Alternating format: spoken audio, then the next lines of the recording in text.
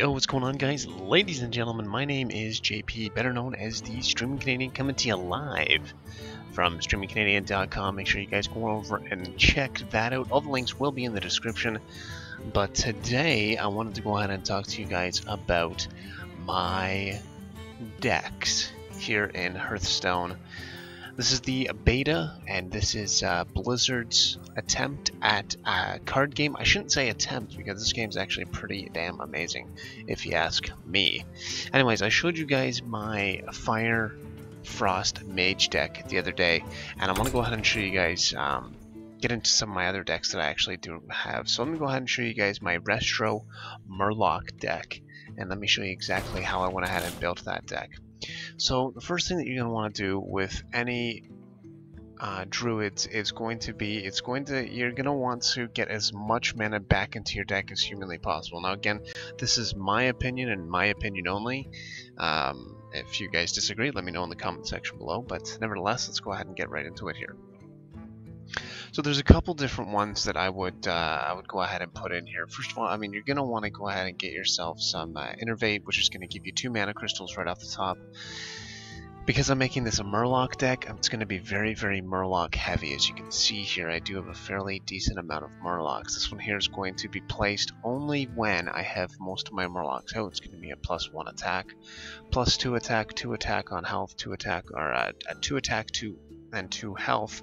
That's what I'm going to get here. It's going to take one of my other Murlocs in and of itself. So I'd recommend that it goes ahead and take one of the Murloc Riders. If you can get 2 of those, that'd be greatly, it would definitely do a lot of good for you.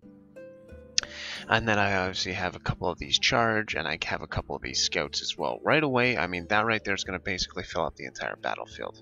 Now, if I go here, I've got Mark of the Wild. That's also a very, very good one as well. Once you've stacked up your Murlocs, you can go ahead and give it a taunt, and it's going to be a +2/+2 right away, which is going to take your Murloc basically up to around an 8, and around that 8/8, which is actually really good.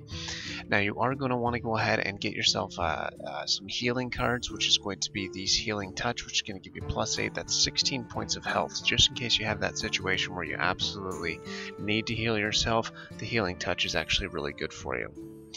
Now, if you take a look at this here, this is the Mark of Nature. I have put this in pretty much all of my Druid decks, only because of the fact of what it gives here.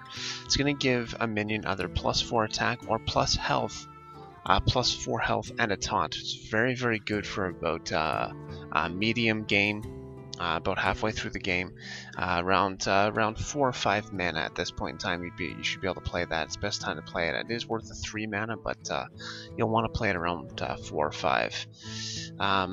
We've got the Cold Oracle that's going to go back with again with the Murloc. Now keep in mind, when you play this card, you're going to also be giving the opposing team or your opponent 2 cards as well. Give +2 health, as you can see here. This is going to tie back into where is it? Right here, into the Hungry Crab.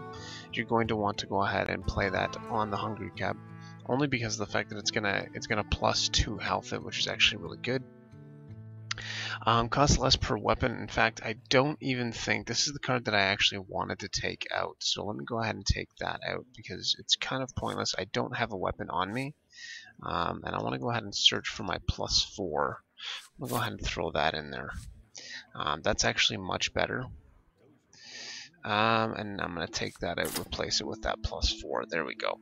Now the Nourishment is actually really good as well. This is going to give you 2 mana crystals, and this is very well, but it's only going to happen for that turn, or it's going to give you 3 cards. Very good for late game, in my personal opinion anyways.